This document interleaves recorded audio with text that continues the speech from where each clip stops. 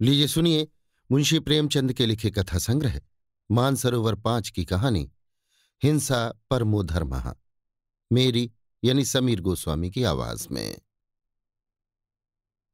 दुनिया में कुछ ऐसे लोग भी होते हैं जो किसी के नौकर न होते हुए सबके नौकर होते हैं, जिन्हें कुछ अपना खास काम न होने पर भी सिर उठाने की फुर्सत नहीं होती। जामिद इसी श्रेणी के मनुष्यों में था। बिल्कुल बेफिक्र, न किसी से दोस्ती न किसी से दुश्मनी। जो जरा हंसकर बोला उसका बेदाम का गुलाम हो गया। बेकाम का काम करने में उसे मजा आता था। गांव में कोई बीमार पड़े, वो रोगी की सेवा शुश्रूषा के लिए हाजिर है। कहिए तो आधी रात को हकीम के घर चला जाए, किसी जड़ी बूटी की तलाश में मंजिलों की खाक छान आए। मुमकिन ना था कि किसी गरीब पर अत्याचार होते देखे और चुप रह जाए। फिर चाहे कोई उसे मार ही डाले, वो हिमायत करने से बाज ना आता था। ऐसे सैकड़ों ही मौके उसके सामने आ चुके थे। कांस्टेबलों से आए दिन उसकी छेड़छाड़ होती ही रहती थी, इसीलिए लोग उसे बौड़म समझते थे। और बात भी यही थी, जो आदमी किसी का बोझ भारी देखकर उससे छीनकर अपने सिर पर ले ले, किसी का छप्पर उठाने या आग बुझाने के लिए कोसों दौड़ा चला जाए, उसे समझदार कौन कहेगा। सारांश ये कि उसकी जात से दूसरों को चाहे कितना ही फायदा पहुंचे, अपना कोई उपकार न होता था। यहां तक कि वो रोटियों के लिए भी दूसरों का मोहताज था। दीवाना तो वो था और उसका गम दूसरे खाते थे। आखिर जब लोगों ने बहुत धिक्कारा, क्यों अपना जीवन नष्ट कर रहे हो, तुम दूसरों के लिए मरते हो, कोई तुम्हारा भी पूछने वाला है? अगर एक दिन बीमार पड़ जाओ तो कोई चुल्लू भर पानी न दे। जब तक दूसरों की सेवा करते हो, लोग खैरात समझकर खाने को दे देते हैं। जिस दिन आ पड़ेगी, कोई सीधे मुंह बात भी न करेगा। तब जामिद की आंखें खुली। बर्तन भाड़ा कुछ था ही नहीं। एक दिन उठा और एक तरफ की राह ली। 2 दिन के बाद एक शहर में जा पहुंचा। शहर बहुत बड़ा था, महल आसमान से बातें करने वाले, सड़कें चौड़ी और साफ, बाजार गुलजार। मस्जिदों और मंदिरों की संख्या अगर मकानों से अधिक न थी तो कम भी नहीं। देहात में न तो कोई मस्जिद थी न कोई मंदिर। मुसलमान लोग एक चबूतरे पर नमाज पढ़ लेते थे, हिंदू एक वृक्ष के नीचे पानी चढ़ा दिया करते थे। नगर में धर्म का ये महात्म देखकर जामिद को बड़ा कुतूहल और आनंद हुआ। उसकी दृष्टि में मजहब का जितना सम्मान था, उतना और किसी सांसारिक वस्तु का नहीं। वो सोचने लगा, ये लोग कितने ईमान के पक्के, कितने सत्यवादी हैं। इनमें कितनी दया, कितना विवेक, कितनी सहानुभूति होगी। तभी तो खुदा ने इन्हें इतना माना है। वो हर आने जाने वाले को श्रद्धा की दृष्टि से देखता और उसके सामने विनय से सिर झुकाता था। यहां के सभी प्राणियों से देवता तुल्य मालूम होते थे। घूमते घूमते सांझ हो गई। वो थक कर एक मंदिर के चबूतरे पर जा बैठा। मंदिर बहुत बड़ा था। ऊपर सुनहला कलश चमक रहा था। जगमोहन पर संगमरमर के चौके जड़े हुए थे, मगर आंगन में जगह जगह गोबर और कूड़ा पड़ा था। जामिद को गंदगी से चिढ़ थी। देवालय की ये दशा देखकर उससे न रहा गया। इधर उधर निगाह दौड़ाई कि कहीं झाड़ू मिल जाए तो साफ कर दूं, पर झाड़ू कहीं नजर न आई। विवश होकर उसने अपने दामन से चबूतरे को साफ करना शुरू कर दिया। जरा देर में भक्तों का जमाव होने लगा। उन्होंने जामिद को चबूतरा साफ करते देखा तो आपस में बातें करने लगे। है तो मुसलमान, मेहतर होगा। नहीं, मेहतर अपने दामन से सफाई नहीं करता, कोई पागल मालूम होता है। उधर का भेदिया ना हो? नहीं, चेहरे से तो बड़ा गरीब मालूम होता है। हसन निजामी का कोई मुरीद होगा। अजी, गोबर के लालच से सफाई कर रहा है। कोई भठियारा होगा। जामिद से, गोबर न ले जाना बे, समझा? कहाँ रहता है? परदेसी मुसाफिर हूं साहब, मुझे गोबर लेकर क्या करना है? ठाकुर जी का मंदिर देखा तो आकर बैठ गया। कूड़ा पड़ा हुआ था। मैंने सोचा धर्मात्मा लोग आते होंगे, सफाई करने लगा। तुम तो मुसलमान हो ना? ठाकुर जी तो सबके ठाकुर जी हैं, क्या हिंदू क्या मुसलमान। तुम ठाकुर जी को मानते हो? ठाकुर जी को कौन न मानेगा साहब, जिसने पैदा किया उसे न मानूंगा तो किसे मानूंगा। भक्तों में सलाह होने लगी। देहाती है, फांस लेना चाहिए, जाने न पाए। जामिद फांस लिया गया। उसका आदर सत्कार होने लगा। एक हवादार मकान रहने को मिला। दोनों वक्त उत्तम पदार्थ खाने को मिलने लगे। दो चार आदमी हरदम उसे घेरे रहते। जामिद को भजन खूब याद थे, गला भी अच्छा था। वो रोज मंदिर में जाकर कीर्तन करता। भक्ति के साथ स्वर लालित्य भी हो तो फिर क्या पूछना। लोगों पर उसके कीर्तन का बड़ा असर पड़ता। कितने ही लोग संगीत के लोभ से ही मंदिर में आने लगे। सबको विश्वास हो गया कि भगवान ने ये शिकार चुनकर भेजा है। एक दिन मंदिर में बहुत से आदमी जमा हुए। आंगन में फर्श बिछाया गया। जामिद का सिर मुड़ा दिया गया। नए कपड़े पहनाए गए। हवन हुआ। जामिद के हाथों से मिठाई बंटवाई गई। वो अपने आश्रयदाताओं की उदारता और धर्मनिष्ठा का और भी कायल हो गया। ये लोग कितने सज्जन हैं।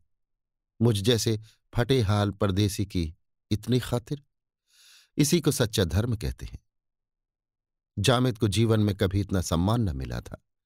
यहां वही सैलानी युवक जिसे लोग बौड़म कहते थे, भक्तों का सिरमौर बना हुआ था। सैकड़ों ही आदमी केवल इसके दर्शनों को आते थे।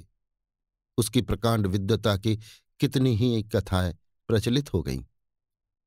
पत्रों में ये समाचार निकला कि एक बड़े आलिम मौलवी साहब की शुद्धि हुई है। सीधा सादा जामिद इस सम्मान का रहस्य कुछ न समझता था। ऐसे धर्मपरायण सहृदय प्राणियों के लिए वो क्या कुछ न करता। वो नित्य पूजा करता, भजन गाता। उसके लिए ये कोई नई बात न थी। अपने गांव में भी वो बराबर सत्यनारायण की कथा में बैठा करता था, भजन कीर्तन किया करता था। अंतर यही था कि देहात में उसकी कदर न थी। यहां सब उसके भक्त थे। एक दिन जामिद कई भक्तों के साथ बैठा हुआ कोई पुराण पढ़ रहा था तो क्या देखता है कि सामने सड़क पर एक बलिष्ठ युवक माथे पर तिलक लगाए, जनेऊ पहने एक बूढ़े दुर्बल मनुष्य को मार रहा है। बुढ़ा रोता है, गिड़गिड़ाता है और पैरों पड़ पड़ के कहता है कि महाराज मेरा कसूर माफ करो। किंतु तिलकधारी युवक को उस पर जरा भी दया नहीं आती। जामिद का रक्त खौल उठा। ऐसे दृश्य देखकर वो शांत न बैठ सकता था। तुरंत कूदकर बाहर निकला और युवक के सामने आकर बोला, इस बुढ़े को क्यों मारते हो भाई? तुम्हें इस पर जरा भी दया नहीं आती? युवक, मैं मारते मारते इसकी हड्डियां तोड़ दूंगा। जामिद, आखिर इसने क्या कसूर किया है, कुछ मालूम तो हो? युवक, इसकी मुर्गी हमारे घर में घुस गई थी और सारा घर गंदा कराई। जामिद, तो क्या इसने मुर्गी को सिखा दिया था कि तुम्हारा घर गंदा कराए? बुढ़ा, खुदाबंद, मैं तो उसे बराबर खांचे में ढांके रहता हूं। आज गफलत हो गई। कहता हूं महाराज कसूर माफ करो, मगर नहीं मानते। हुजूर मारते मारते अधमरा कर दिया। युवक, अभी नहीं मारा है, अब मारूंगा, खोद कर गाड़ दूंगा। जामिद, खोद कर गाड़ दोगे भाई साहब तो तुम भी यों ना खड़े रहोगे, समझ गए? कर फिर हाथ उठाया तो अच्छा ना होगा। जवान को अपनी ताकत का नशा था। उसने फिर बुढ़े को चांटा लगाया, पर चांटा पड़ने के पहले ही जामिद ने उसकी गर्दन पकड़ ली। दोनों में मल्लयुद्ध होने लगा। जामिद करारा जवान था। युवक को पटकनी दी तो चारों खाने चित्त गिर गया। उसका गिरना था कि भक्तों का समुदाय जो अब तक मंदिर में बैठा तमाशा देख रहा था लपक पड़ा और जामिद पर चारों तरफ से चोटें पड़ने लगीं। जामिद की समझ में न आता था कि लोग मुझे क्यों मार रहे हैं। कोई कुछ नहीं पूछता। तिलकधारी जवान को कोई कुछ नहीं कहता। बस जो आता है मुझी पर हाथ साफ करता है। आखिर वो बेदम होकर गिर पड़ा। तब लोगों में बातें होने लगी। दगा दे गया, धत तेरी जात की। कभी मिलेच्छों से भलाई की आशा न रखनी चाहिए। कौआ कौआ ही के साथ मिलेगा। कमीना जब करेगा कमीनापन। इसे कोई पूछता न था। मंदिर में झाड़ू लगा रहा था। देह पर कपड़े का तार भी न था। हमने इसका सम्मान किया, पशु से आदमी बना दिया, फिर भी अपना न हुआ। इनके धर्म का तो मूल ही यही है। जामिद रात भर सड़क के किनारे पड़ा दर्द से कराहता रहा। उसे मार खाने का दुख न था। ऐसी यातनाएं वो कितनी बार भोग चुका था। उसे दुख और आश्चर्य केवल इस बात का था कि इन लोगों ने क्यों एक दिन मेरा इतना सम्मान किया और क्यों आज अकारण ही मेरी इतनी दुर्गति की। इनकी वो सज्जनता आज कहाँ गई? मैं तो वही हूं, मैंने कोई कसूर भी नहीं किया। मैंने तो वही किया जो ऐसी दशा में सभी को करना चाहिए। फिर इन लोगों ने मुझ पर क्यों इतना अत्याचार किया? देवता क्यों राक्षस बन गए? वो रात भर इसी उलझन में पड़ा रहा। प्रातःकाल उठकर एक तरफ की राह ली। जामिद अभी थोड़ी ही दूर गया था कि वही बुढ़ा उसे मिला। उसे देखते ही बोला, कसम खुदा की तुमने कल मेरी जान बचा दी। सुना जालिमों ने तुम्हें बुरी तरह पीटा? मैं तो मौका पाते ही निकल भागा। अब तक कहाँ थे? यहां लोग रात ही से तुमसे मिलने के लिए बेकरार हो रहे हैं। काजी साहब रात ही से तुम्हारी तलाश में निकले थे, मगर तुम न मिले। कल हम दोनों अकेले पड़ गए थे, दुश्मनों ने हमें पीट लिया। नमाज का वक्त था, यहां सब लोग मस्जिद में थे। अगर जरा भी खबर हो जाती तो 1000 लठैत पहुंच जाते, तब आटे दाल का भाव मालूम होता। कसम खुदा की आज से मैंने 3 कोड़ी मुर्गियां पाली हैं। देखूं पंडित जी महाराज अब क्या करते हैं। कसम खुदा की काजी साहब ने कहा है, अगर वो लौंडा जरा भी आंख दिखाए तो तुम आकर मुझसे कहना। या तो बच्चा घर छोड़कर भागेंगे या हड्डी पसली तोड़कर रख दी जाएगी। जामिद को लिए वो बुढ़ा काजी जोरावर हुसैन के दरवाजे पर पहुंचा। काजी साहब वजू कर रहे थे। जामिद को देखते ही दौड़कर गले लगा लिया और बोले, वल्लाह तुम्हें आंखें ढूंढ रही थी। तुमने अकेले इतने काफिरों के दांत खट्टे कर दिए। क्यों ना हो, मोमिन का खून है, काफिरों की हकीकत क्या? सुना सबके सब तुम्हारी शुद्धि करने जा रहे थे, मगर तुमने उनके सारे मंसूबे पलट दिए। इस्लाम को ऐसे ही खादिमों की जरूरत है। तुम जैसे दीनदारों से इस्लाम का नाम रोशन है। गलती यही हुई कि तुमने 1 महीने भर तक सब्र नहीं किया। शादी हो जाने देते तब मजा आता। एक नाजरीन साथ लाते और दौलत मुफ्त। वल्लाह तुमने उजलत कर दी। दिन भर भक्तों का तांता लगा रहा। जामिद को एक नजर देखने का सबको शौक था। सभी उसकी हिम्मत, जोर और मजहबी जोश की प्रशंसा करते थे। पहर रात बीत चुकी थी। मुसाफिरों की आमदरफ्त कम हो चली थी। जामिद ने काजी साहब से धर्म ग्रंथ पढ़ना शुरू किया था। उन्होंने उसके लिए अपने बगल का कमरा खाली कर दिया था। वो काजी साहब से सबक लेकर आया और सोने जा रहा था कि सहसा उसे दरवाजे पर एक तांगे के रुकने की आवाज सुनाई दी। काजी साहब के मुरीद अक्सर आया करते थे। जामिद ने सोचा कोई मुरीद आया होगा। नीचे आया तो देखा एक स्त्री तांगे से उतरकर बरामदे में खड़ी है और तांगे वाला उसका असबाब उतार रहा है। महिला ने मकान को इधर उधर देखकर कहा, नहीं जी, मुझे अच्छी तरह ख्याल है ये उनका मकान नहीं है, शायद तुम भूल गए हो। तांगे वाला, हुजूर तो मानती ही नहीं, कह दिया कि बाबू साहब ने मकान तब्दील कर दिया है, ऊपर चलिए।